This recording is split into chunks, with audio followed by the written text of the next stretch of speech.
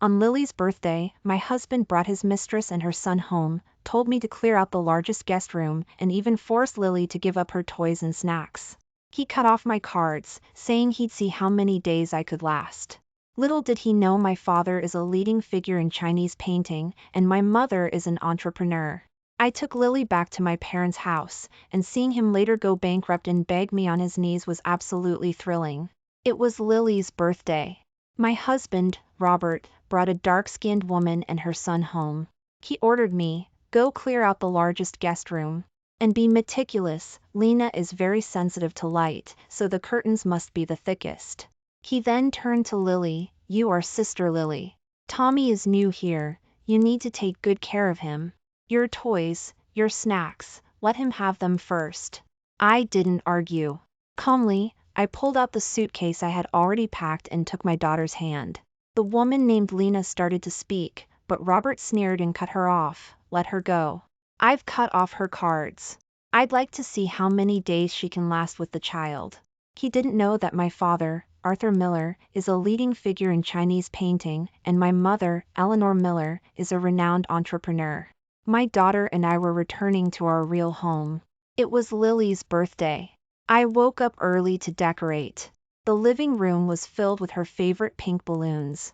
The cake had been picked up 3 hours ago. On top was a sugar figurine wearing a princess dress. That was Lily. "Mommy, will there be a surprise today?" Lily hugged my leg, tilting her little face up. I smiled and tapped her nose. Of course, the biggest surprise. The doorbell rang. I thought it was the magician we had booked. Opening the door, Robert stood there. Behind him stood a woman and a little boy. The woman had dark skin. The boy she was holding, perhaps 5 or 6 years old, hid behind her timidly. My smile froze. Robert stepped aside to let them in, not looking at me. "Sarah, this is Lena, and this is her son, Tommy," he said flatly. "Clear out the largest guest room. Be thorough, Lena is sensitive to light, the curtains need to be thick." He spoke as if giving orders to a servant. Lily tugged at my skirt, asking softly, "Mommy, who are they?" Robert heard her, lowered his head, and spoke to Lily. "No," he ordered her, "Lily, this is Tommy. You are Sister Lily, brother Tommy is new here, you need to share more. Your toys, your snacks, let him have them first." Lily's eyes immediately welled up. Crying, she said, but it's my birthday today. You are Sister Lily, you need to be sensible. How can you not share with your younger brother?" Robert snapped. The woman named Lena quickly said, "Robert, don't be mean to the child. Lily, right? It's okay, Tommy isn't picky." While she spoke soothingly, her eyes darted towards me with unconcealed provocation. I looked at Robert. He avoided my gaze. My heart grew colder, little by little. I took a deep breath, trying to keep my voice steady. "Robert, what is the meaning of this?" He finally looked me in the eye, with a hint of impatience. "It means that Lena and Tommy will be living here from now on." "And what about me? What about Lily?" He scoffed. You are still Mrs. Robert, of course. Lily is my daughter too." What a colossal joke. I turned and walked into the bedroom, pulling out a suitcase that was already packed. Lily followed me, her little hand clutching my clothes tightly. Robert saw the suitcase and was startled, then that familiar mocking smile returned. Lena tried to speak, but he raised a hand to silence her. "Let her go." Robert looked at me as if I were an unreasonable fool. "Sarah, I'm warning you, I've stopped all the cards in your name. I'd like to see how many days you can last with the child. Don't come back crying and begging me later." I ignored him, knelt down, and wiped away Lily's tears. "Lily, don't be scared. Mommy is taking you to Grandpa Arthur and Grandma Eleanor. They've been waiting for us." I took Lily's hand, pulled the suitcase, and walked towards the door. Under his contemptuous gaze, I opened the door and stepped out. As I closed the door, I clearly heard Robert say to Lena, "See? She's just throwing a tantrum. She'll be back in a few days. From now on, you're the lady of this house." That voice, like an ice-cold knife, pierced my heart. Good. A clean break. Chapter 2. The car drove steadily towards my parents' house. The scenery outside the window blurred past, like the fleeting years. Sal, I will make you the happiest woman in the world. I'll give Lily the biggest surprise every year for her birthday. Robert's past tender vows still echoed in my ears, now the greatest irony. He had said those words so sincerely, and at the time, I truly believed him. Lily leaned against me, no longer crying, her little hands still tightly gripping my sleeve. Mommy, she whispered, does Daddy not like me anymore? Why did he let that lady and little brother live in our house? I suppressed the ache in my heart and held her tighter. It's not because Lily isn't good. It's because Daddy did something wrong. I told her softly, from now on, we'll live with Grandpa Arthur and Grandma Eleanor. They love Lily the most and will prepare the biggest surprises for Lily. Lily nodded, seemingly understanding, and buried her little face in my embrace. An hour later, the car slowly entered the Miller estate. The wrought iron gate, carved with intricate and elegant patterns, slowly opened. From a distance, I could see my parents standing anxiously waiting at the villa entrance.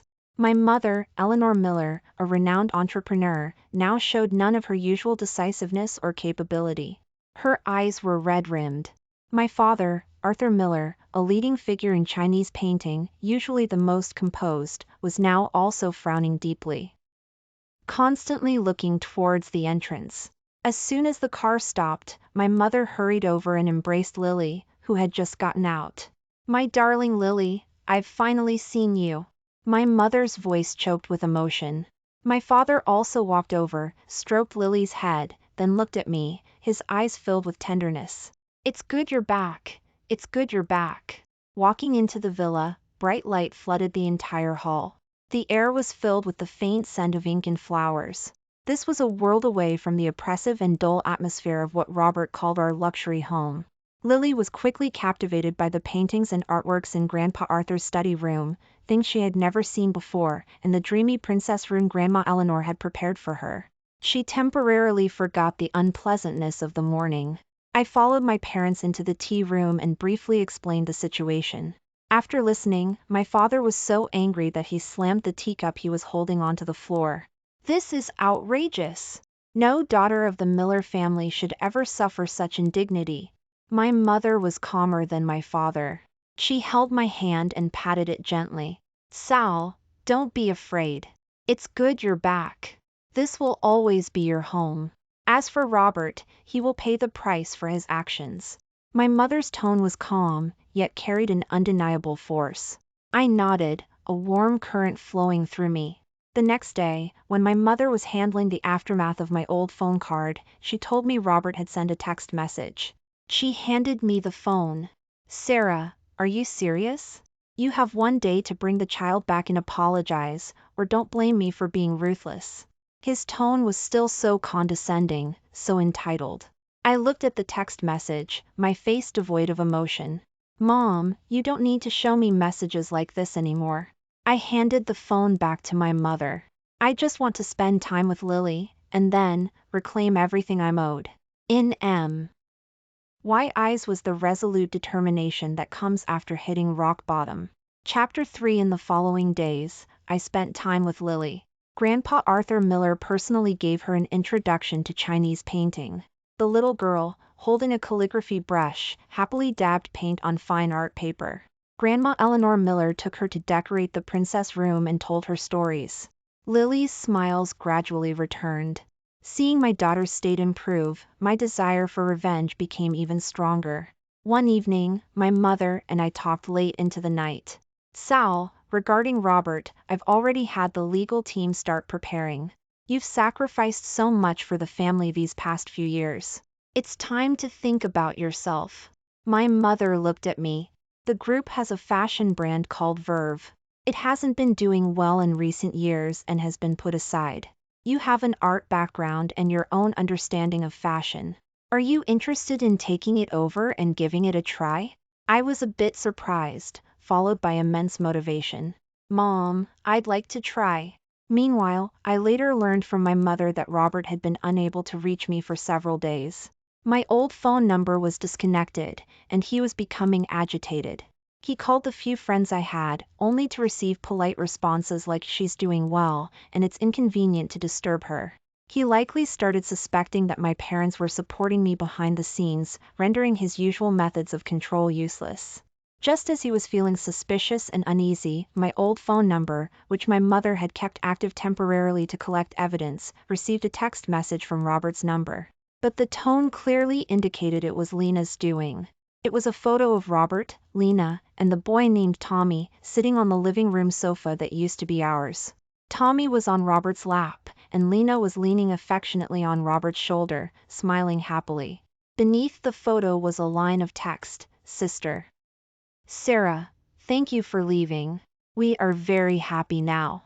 Robert said this home should have had a new lady and master, and a little master, a long time ago. When my mother showed me this message, her face was ashen.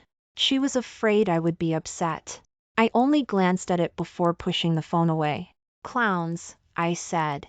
Lena probably thought such a photo would hurt me, would make me lose control.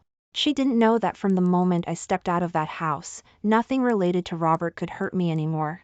She even specifically emphasized Tommy's status as little master, which was ridiculous.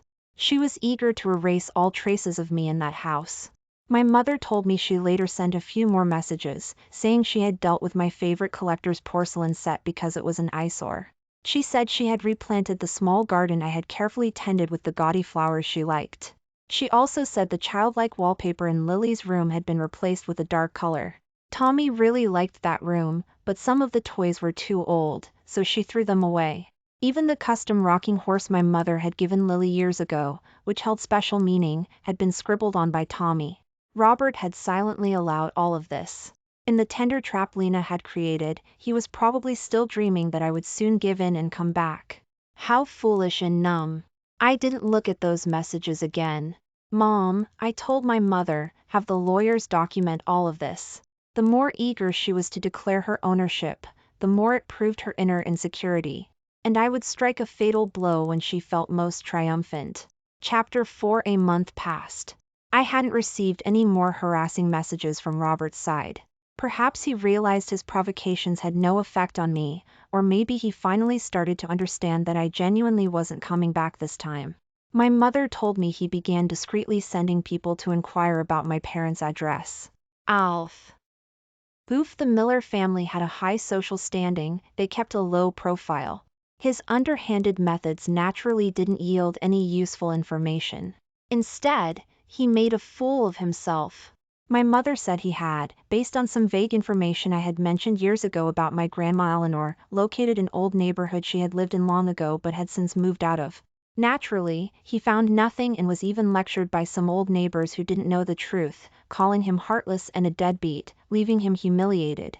Hearing this, I could only find it amusing.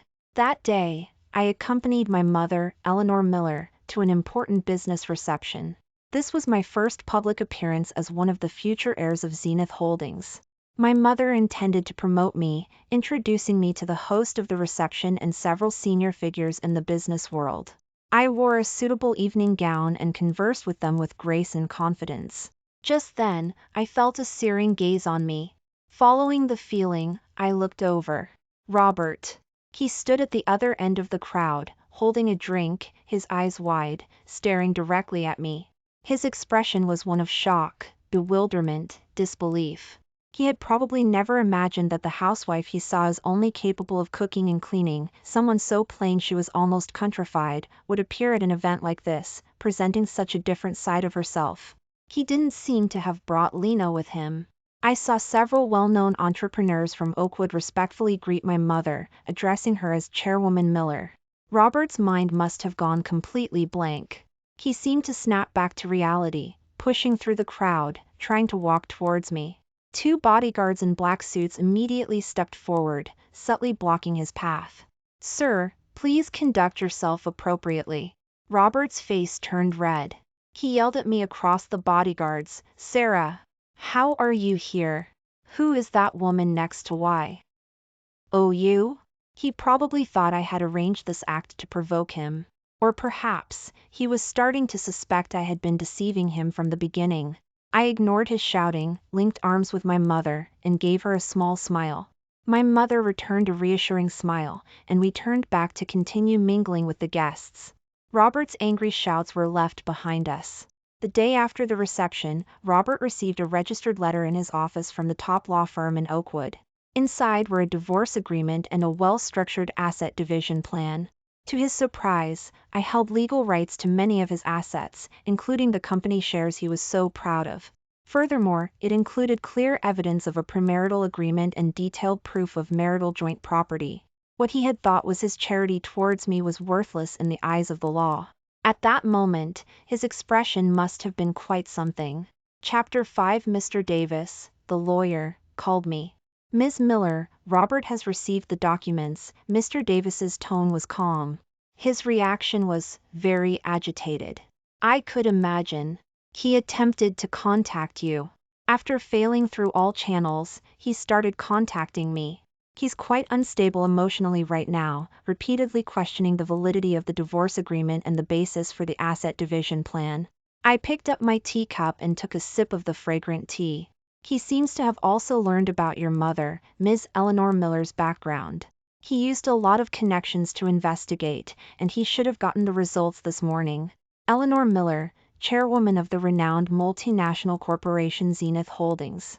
Arthur Miller, a leading figure in Chinese painting, whose works are highly sought after and valued in the tens of millions. These titles, hitting Robert all at once, must have left him barely able to stand. I could picture him slumped in his expensive office chair, looking as if he'd been struck by light. Ning. His past disdain and condescending attitude towards me. His self-important generosity and the punishment of cutting off my bank cards. In the face of the harsh truth, they all became resounding slaps across his own face. He probably remembered me mentioning casually that my parents were involved in the arts and running a small business. At the time, he likely scoffed. Now, he finally knew what level of small business and involved in the arts they were at. He's like a trapped beast right now, Mr. Davis continued. He threw a massive tantrum in his office and smashed quite a few things. After that, he contacted me through his lawyer, wanting to convey his questions to you.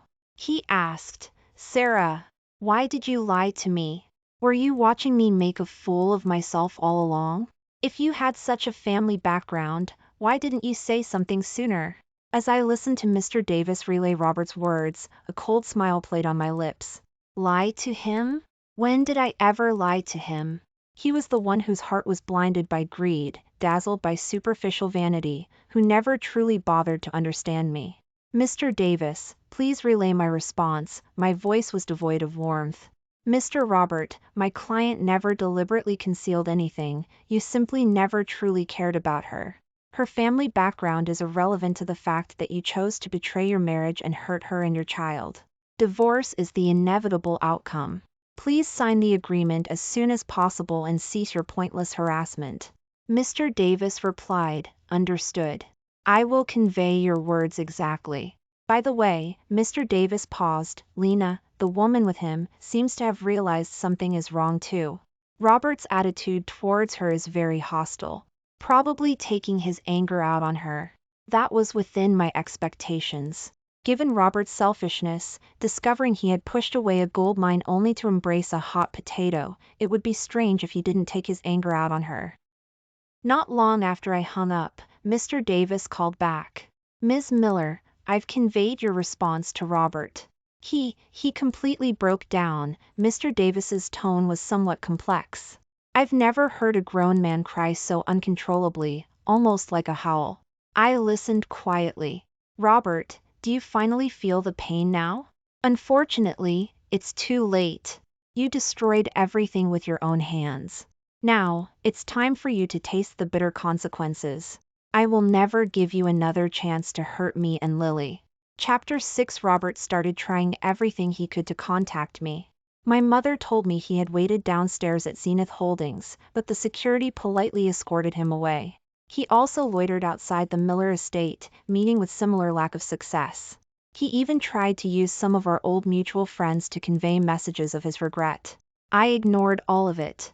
All avenues were effectively blocked by my parents and the legal team.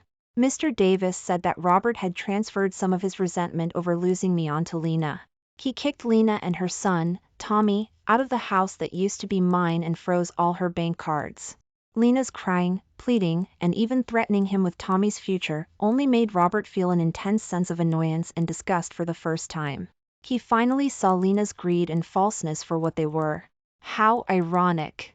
To expedite the divorce proceedings and avoid prolonging the process, at Mr. Davis's suggestion, I agreed to a meeting with Robert, with both our lawyers present.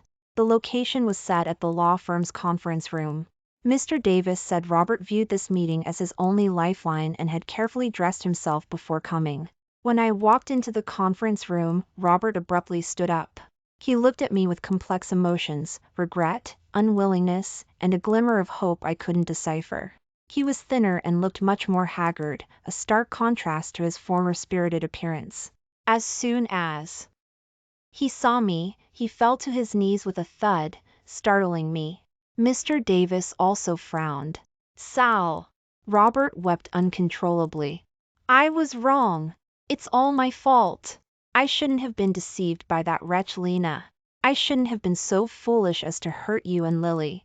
As he spoke, he forcefully slapped himself. I was a bastard. I was blind. Can you please forgive me? Let's start over. I swear, I'll treat you and Lily well from now on, give you everything.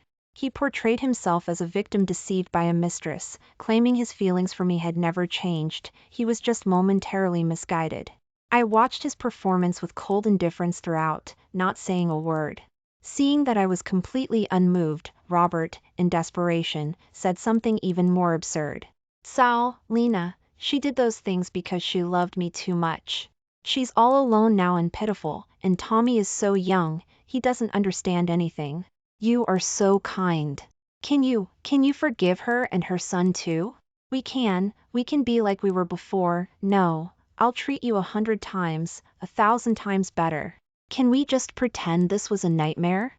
My heart, already turned to ash, flared with anger, leading me to laugh bitterly upon hearing his twisted words, especially when he mentioned that woman and her son. Robert, I finally spoke, my voice icy.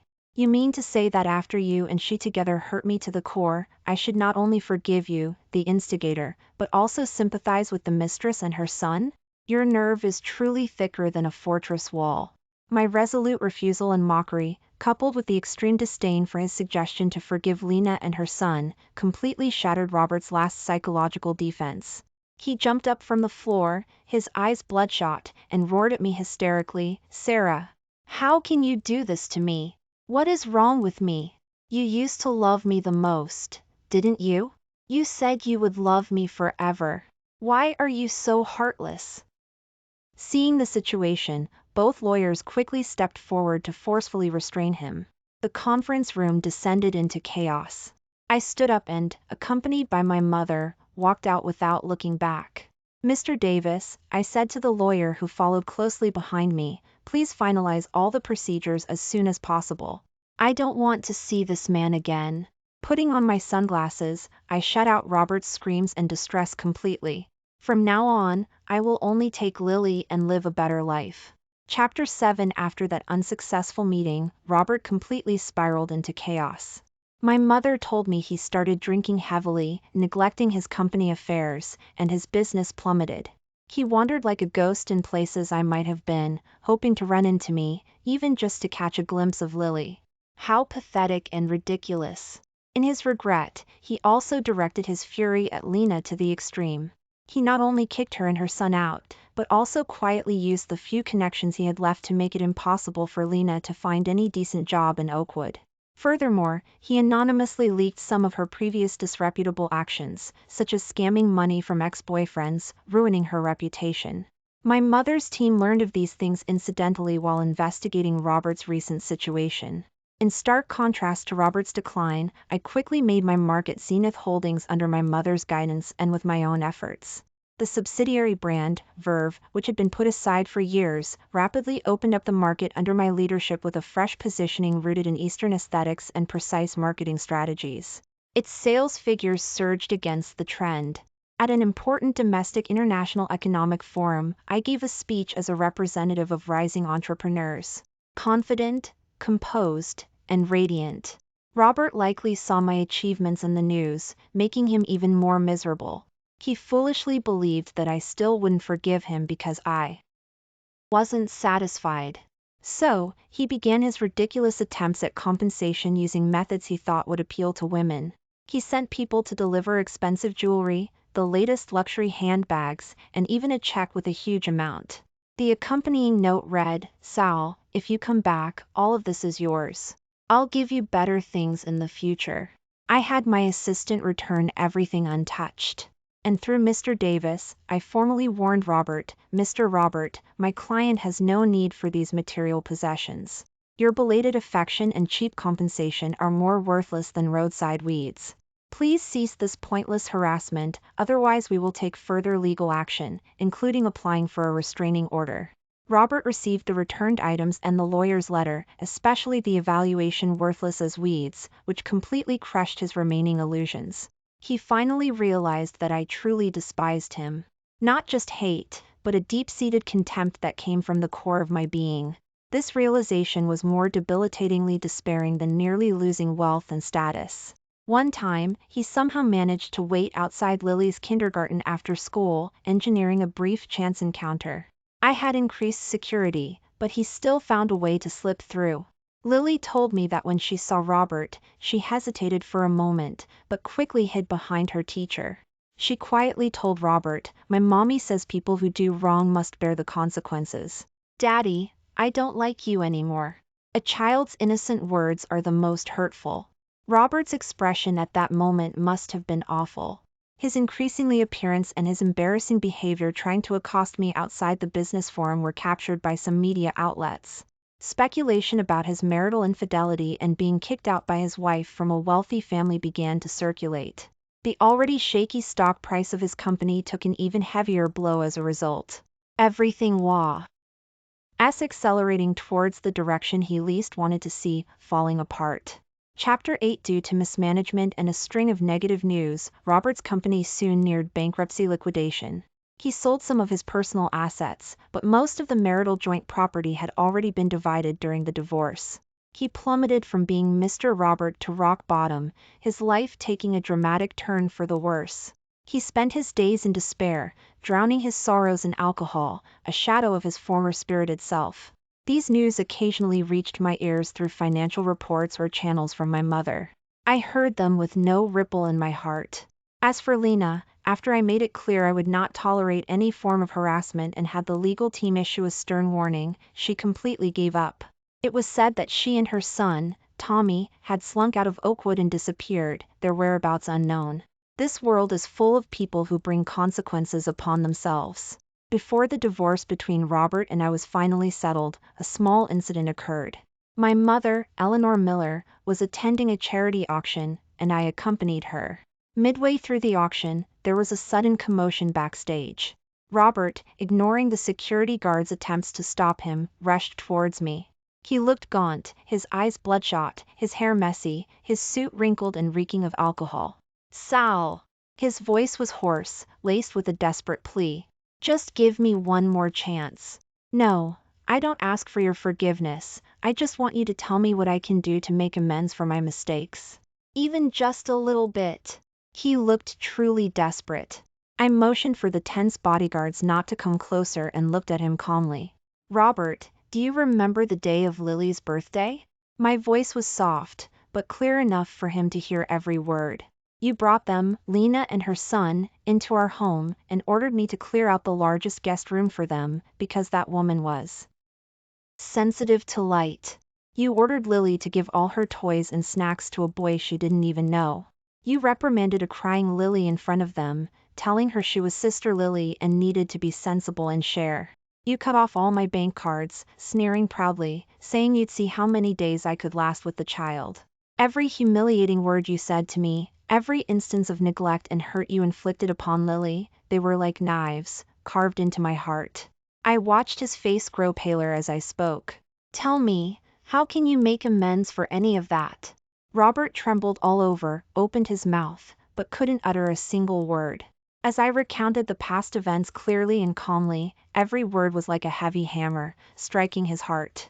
He looked at the complete indifference and detachment in my eyes and finally understood that nothing could be salvaged. Everything he had once been proud of was now insignificant in my eyes. And the mistakes he had made were deeply etched into my very being. His legs gave out, and he fell to his knees with a thud, covering his face with his hands, letting out suppressed, painful sobs. After saying these things, I felt the last knot in my heart loosen. I wasn't seeking revenge for the sake of revenge, but merely drawing a clear line under the past for myself and my daughter. Robert, I told him calmly, you don't need to make amends for anything. Our new life has nothing to do with you. Go live your own life, if you still can. With that, I left with my mother, my back resolute and elegant. Soon after, the divorce decree was officially delivered. I received my share of the assets and full custody of Lily. I stood by the floor-to-ceiling window of the villa, looking at the bright sunshine outside, and said to Lily beside me, Lily, we are free. Lily didn't fully understand, but she happily hugged me. Yes, we were free. Chapter 9. Time flies. 3 years passed in a flash. In these 3 years, V.E. Irv, under my leadership, has transformed from a rising star in the domestic market to an internationally renowned fashion brand. I myself have frequently appeared on the covers of major financial magazines as a prominent young female entrepreneur. Besides my career, I have also actively dedicated myself to charity, doing my best to help those in need. My life is busy and fulfilling. Grace and confidence are probably the best descriptions of me now. Lily is in elementary school now, grown into a smart, cheerful, and compassionate little girl. Under the careful guidance of Grandpa Arthur and Grandma Eleanor, and myself, she is multi-talented, especially excelling in painting. She is my greatest pride. My daughters and my life is warm and full of sunshine. As for Robert, after his bankruptcy, he completely fell into despair. Occasionally, through old acquaintances or scattered news from my mother's side, I heard that he had fallen into a severe drinking habit and his health had completely deteriorated. He scraped by doing odd jobs and receiving meager social assistance. His former spirited demeanor was long gone, leaving only a body full of decay and endless regret. It was said that he often held a bottle of alcohol late at night, replaying the past over and over, cursing his own foolishness again and again. None of that concerned me anymore. One weekend, I was invited to attend an event for a children's charity foundation. The location of the event happened to be near the former site of Robert's company. After the event, I was escorted by bodyguards towards my car parked on the street side. Just then, the corner of my eye caught sight of a figure that was both familiar and strange. Among the crowd distributing advertising leaflets on the street side, one person was particularly destitute. Graying, sparse hair, tattered clothes, a hunched figure, his face flushed abnormally. It was Robert. He saw me too, or rather, he saw the noticeable presence of my entourage. The leaflets in his hands scattered on the ground. He stood frozen, as if struck by lightning.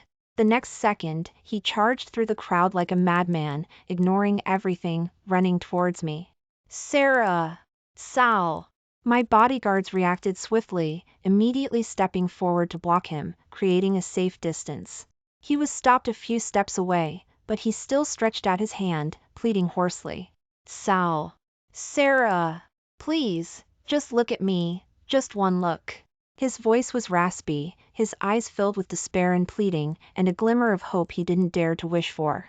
I was wrong, I know I was wrong. Please help me, or, just yell at me again, wake me up. I stopped, looked at him calmly across the bodyguards. That look held no hate, no pity, not even a trace of disgust. Only a sense of unfamiliarity and detachment, as if looking at a stranger completely unrelated to my life. I nodded slightly, my final response to his current sorry state. Immediately, under the protection of the bodyguards, I calmly got into the car. The car door closed, shutting out all his sounds. In the rearview mirror, I saw him collapse weakly onto the ground, like a dog with its spine broken. In my ears, I could almost hear the scoff he directed at me on that Children's Day years ago. Cut off her cards, let's see how many days she can last with the child. Now, it was he himself who couldn't last. What he had once discarded as worthless was the treasure he would never be able to reach again in this life. How tragic, and how lamentable. Chapter 10. That chance encounter on the street, and the immense shock it brought, seemed to have completely crushed the last bit of spirit Robert had. Not long after, my mother heard about his death from a business associate. It was said he was found dead in a low-rent apartment in the suburbs, the cause of death being multiple organ failure due to long-term alcoholism. He was alone when he died.